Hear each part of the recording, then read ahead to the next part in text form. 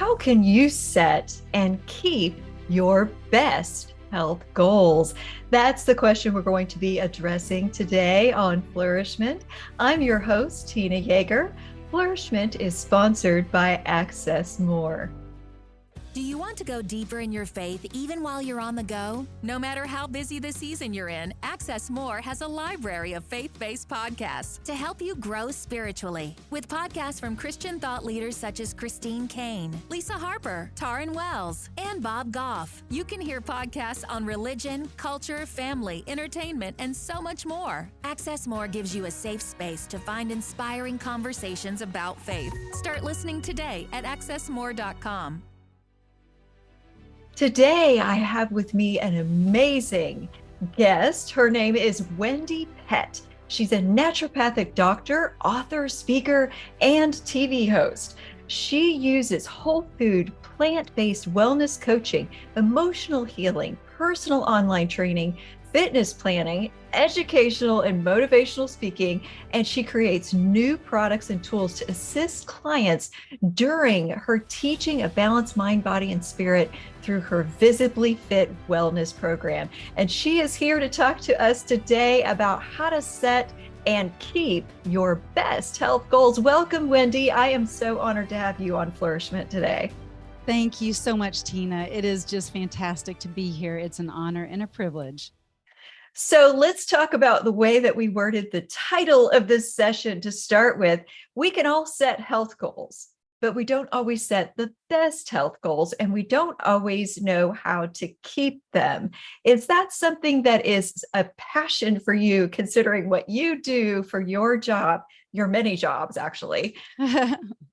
Yeah, I think setting and keeping goals is a big deal. And it's one of the reasons that, New Year resolutions are such a big thing every year, because people are like, I guess I'll try this one more time. They went throughout the year and they attempted, but they failed. So they're going to start the new year off right and do it again.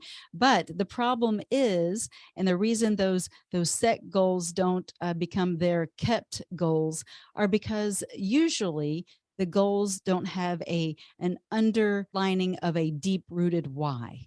Okay. I think so often they're very surface goals. They're like just, wanting to be a certain size, for instance, because they want to fit into a certain outfit. Now that's nice. And that's a great goal. It's bigger than that. It's more like, okay, I want to fit in that outfit because I feel more confident. I feel better in my own skin. I have more energy. I mean, there's so much more, or I can, show up in a different way for my family. Just has to be a deeper why when setting and keeping goals, because if they are just kind of loosely thrown out there, you probably won't follow through. It reminds me of when I was listening to Michael Hyatt. Often he would say people lose their way when they lose their why. And your why has to be there for you to succeed in anything. If you don't have a reason that is bigger than you, that is bigger than just this moment, you won't continue to persevere when things get hard.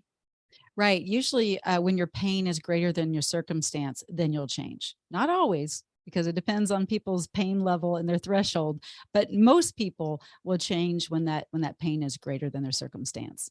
So and the pain being greater than the circumstance has to be a lasting commitment as well. Sometimes people will experience pain, like with addictions. People will experience pain temporarily and decide that they're going to quit, but they're not going to quit permanently enough to stay quit. Right. So again, but that's, as doing what you do as well. Addiction is something, that has to be attacked in a different way. There's so much involved with the hormonal way in which your body is responding. And that's the same with food, for instance, because a lot of New Year resolutions are revolved around, quote unquote, losing weight. And that has to do with how we're eating. And it's usually that addiction of a certain food. And so maybe addiction is something we kind of need to talk about, and unraveling that and coming to grips of really understanding and being raw and authentic with yourself, and saying, you know what, I do have an issue here and I cannot do it alone, and understanding that it takes accountability and it takes community to get people through to the next level. Well, addiction is essentially kind of the next level of a bad habit. It's a bad habit that has a chemical root in Chemical. it, and Absolutely. it's got something behind it that's organic, that's driving that habit to continue.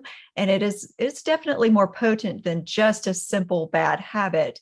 But some of the same principles are there. We continue to revert to the same habits that we do over and over again. It's very difficult to change those, especially if there's something organic and something deeply emotional and traumatic that's attached to the reason you're keeping that habit. However, the reason to change the habit has to be bigger than the reason you have to stay in that familiar zone. Absolutely. And people that have had major addictions have overcome, and they can see through the other side and get on the other side of that addiction. They are in a different place mentally, as far as having the will, having the desire, and being in that place of, I'm determined to get through it. And part of it is just that. How determined are you to reach your goals? How determined are you to be set free from whatever bondage it is of a bad habit, whether it's, a full-on addiction or just a bad habit that continues to surface? How long do you want to stay just imprisoned by that? It's really up to you. Starts with the mindset shift, right? That's absolutely true. The mindset shift is important no matter what level of habit you're trying to change. And another thing that is also critical in the process of changing a deeply rooted habit or an addiction is that you don't do it alone. Absolutely. Absolutely. Because I think, human nature, we tend to want to say, I got this.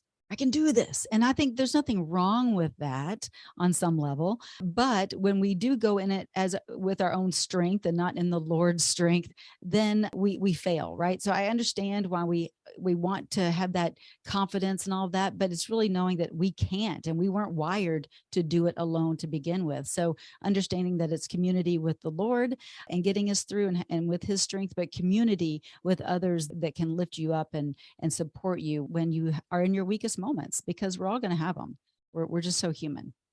And God created us in his image, and he is a relational God in community Yes. with himself among the Father, the Son, and the Holy Spirit.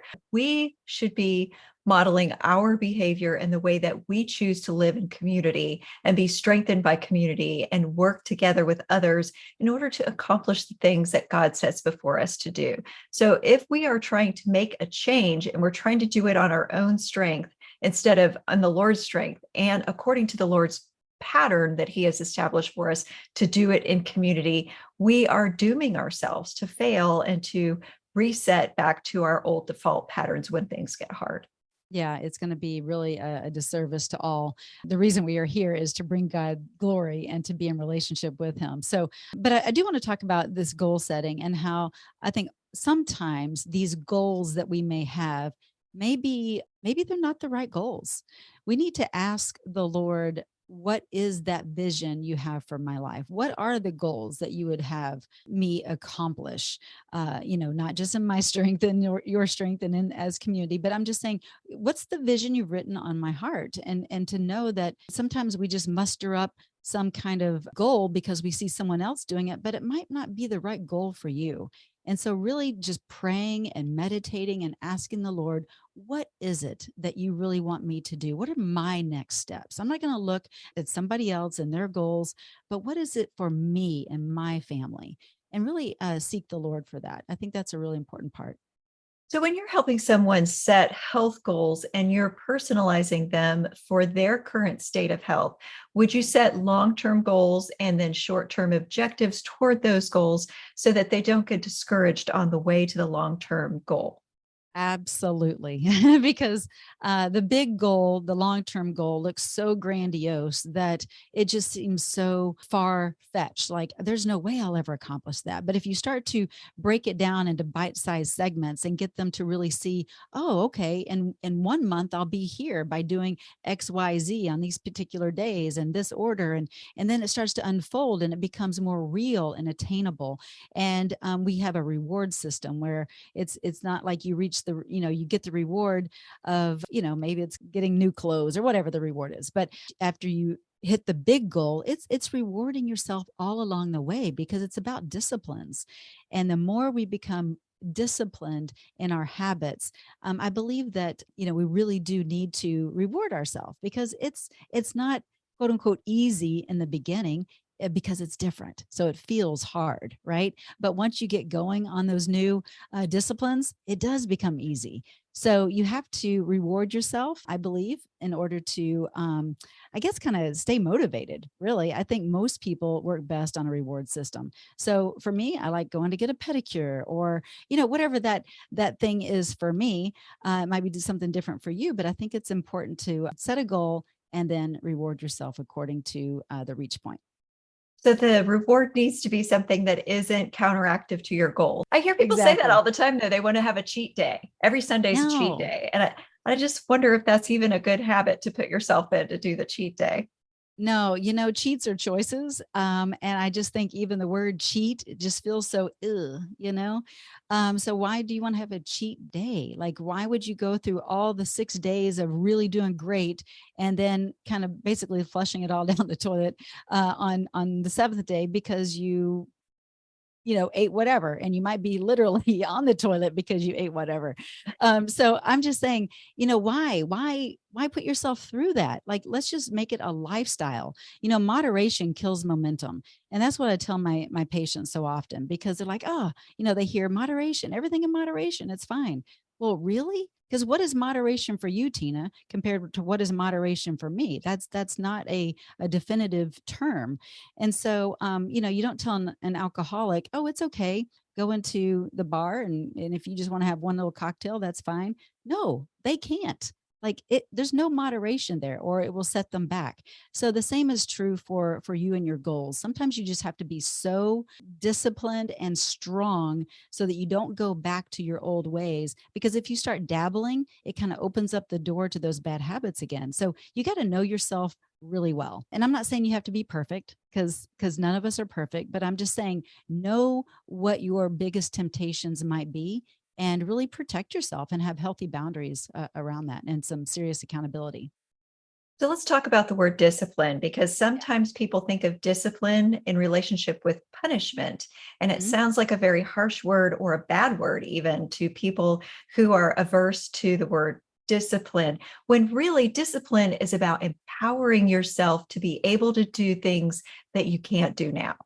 That's right. That's right. So, discipline, and kind of the root of that is disciple, right? Like, we want to, you know, disciple into a different way. We want to change the way that we're being, and it takes discipline. And yeah, a lot of people look at it as a dirty word from being a child. If you're being disciplined, that you're gonna, go stand in the corner or get a spanking or whatever, however your parents disciplined you. For me, we got spankings. But anyway, but I just think about how that discipline does feel like an icky word. But really, if you see it as a loving and kind and gracious and compassionate word, it changes the feel of it. Just like when you're disciplining your child, for instance, say there's a busy street and you don't want your child to run across the street and get hit by a car, you stop them, and you may discipline them if they are headed out there when you had told them not to do so, so that they are corrected and they don't get hurt. Right?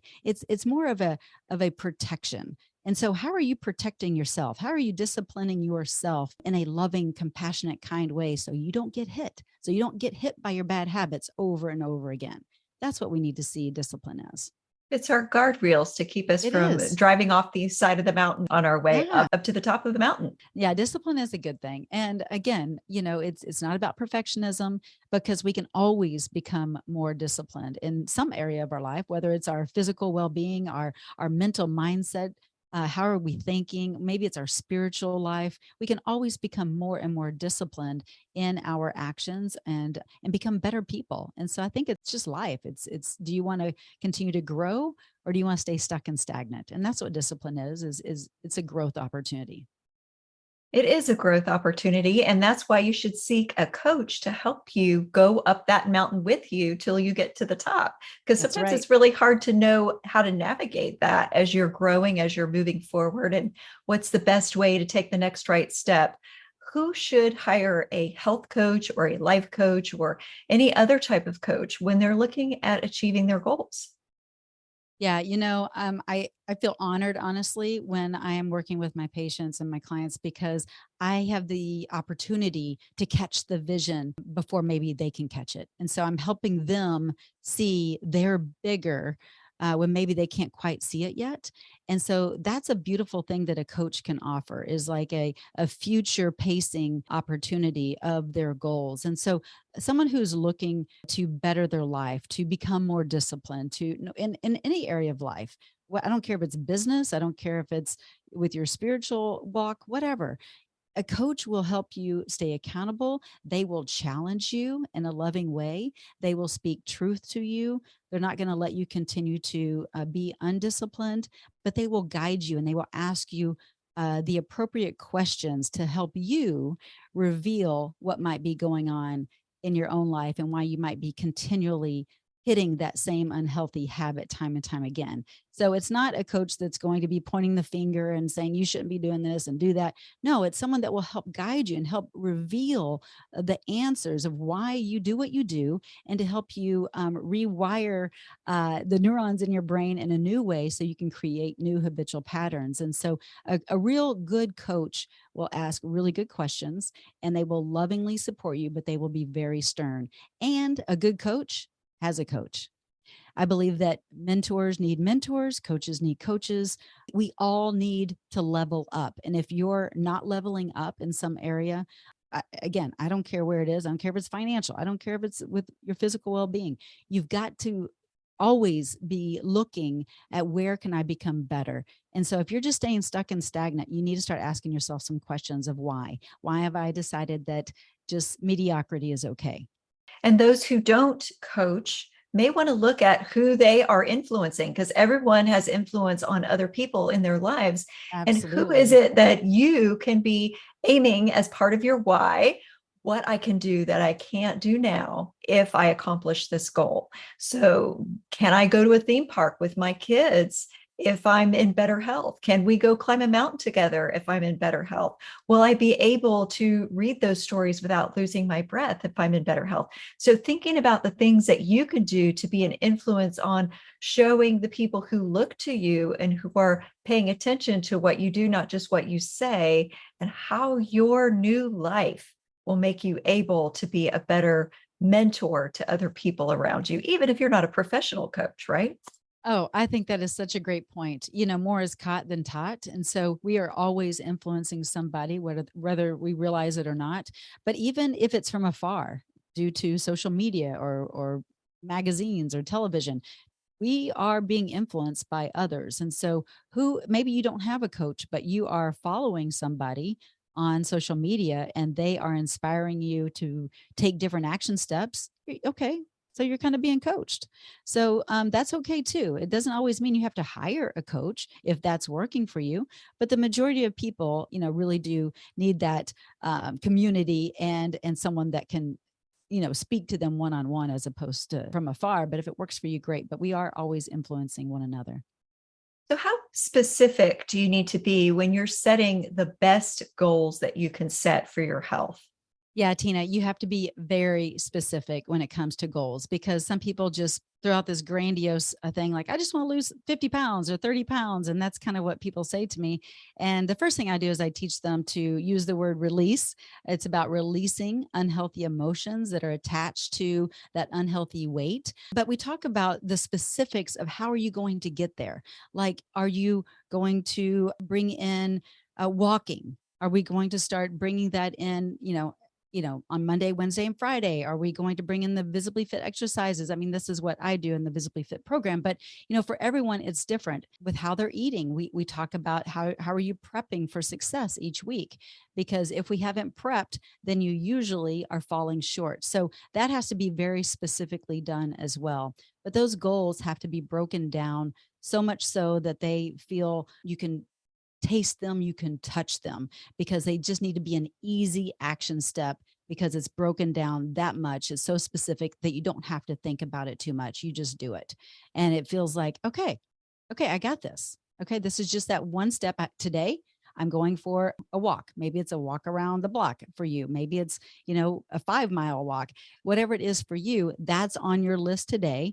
And then tomorrow on Tuesday, for instance, you've got that next thing, but it's already scheduled and it's already broken down. And that's how you will get to the goal at the end of the month. So you want to be very specific, Yeah. very measurable, very Measurable. short term as far as what is your next step in some regards. Exactly. But then also, do you want people to start setting only goals that they can maintain for the rest of their life? What would you say about setting those maintainable goals? Yeah, no, it's so important to have the lifestyle maintainable goals, but it's also important to have those grandiose things that are going to stretch you a little bit. Like, I'm going to run a marathon in 2023 or whatever it is, so that you can work towards that big goal that you've never done before, right? You got to challenge yourself a little bit.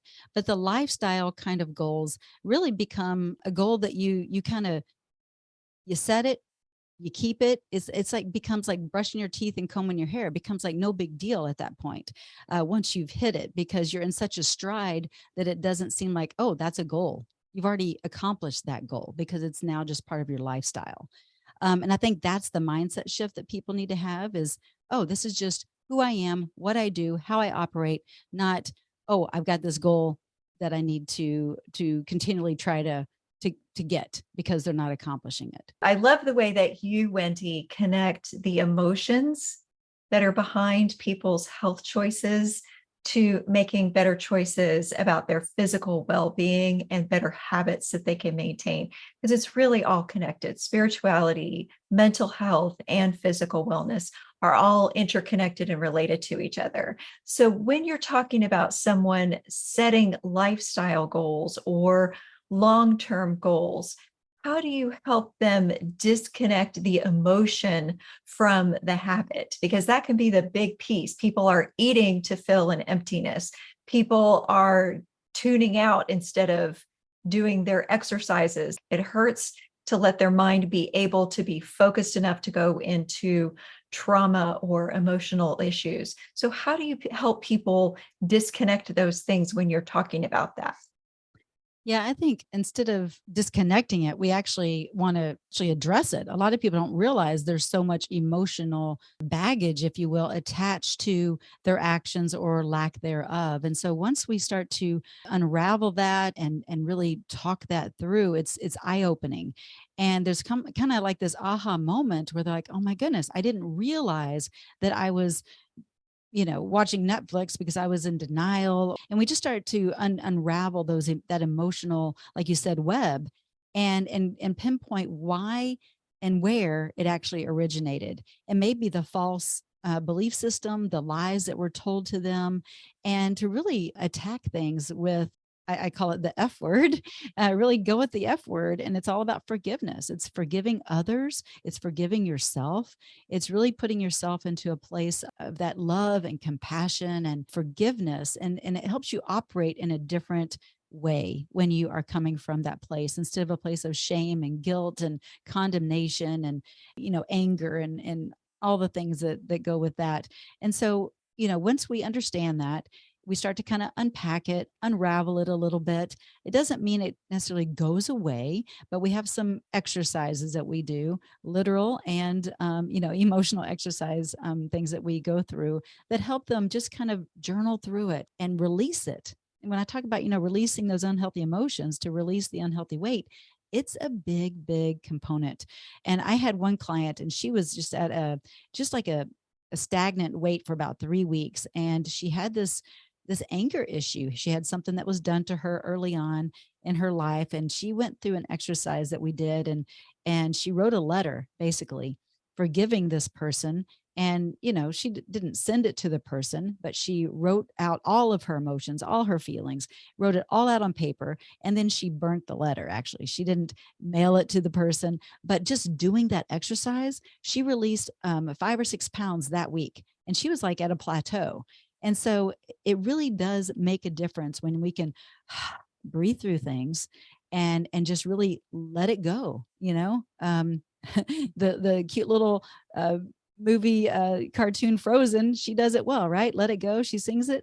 Well, we all just need to learn to let it go so much more instead of hanging on, because our cells are hanging on to those toxic emotions, and it's keeping unhealthy toxins and hang on to unhealthy fat at the cellular level. And so when we start to attack it on an emotional standpoint, it really does start to shake loose those toxins in our cells, and we operate in a different way. And we start to do things in a loving way. Like, instead of I have to, it's an I get to. It's like, wow, okay, this body is a gift and it houses the Holy Spirit. And so, wow, I get to go for a walk today. I don't have to. And it's part of that mindset shift too, right? But it's amazing when there's that kind of aha moment of shift. And I can see the lights go on with my clients. It's pretty awesome. Such a power in the words that we speak over ourselves and our Yes. circumstances, and what we allow to define us and to define our choices. If we say, I am a person who seeks health, I am a person who puts my best health as my priority. If you define yourself according to good habits, then Yes. you will follow through on how you identify yourself, and that will stick and stay long term. And the same holds true for how you define your bad habits. Sometimes we have this problem with defining our bad habits as indulgences instead of sabotage, and that can be an issue too. So making sure that you define good things as a reward, getting to go on a walk is a reward, but right. defining things that we do to ourselves that are not good, like not going to bed on time, that is sabotaging behavior. So those things that we choose to say about what we do and who we are make a huge difference on where we go. Absolutely. Yep. Words are powerful. I love that you have been on the show today, Wendie, and I so appreciate your wisdom and insight. And I know that people will be not dying because they're going to be living to get on your Visibly Fit program. So tell us where we can find you and see your show, and maybe sign up to be part of your coaching and wellness program. Yes, you can find me at wendiepett.com, and that's WENDIEPETT.com. I also have a podcast called Visibly Fit, and you can tune in and listen there. Or I've got my YouTube channel. You know what? I'm on just about every platform you can be on. So I'm sure wherever you are, I am there as well. So come look for me. I love to interact with people. So send me a message. And if you're looking for some help, I'd love to help you. Thank you, Wendie. And Thank thank you. you for listening. I know that you have greatly enjoyed this conversation with Wendie Pett. I hope that you will connect with her. And of course, I also hope that you come back for the next episode of Flourish-Meant. Flourish-Meant is part of the Spark Media Network and can be found on the Edify app.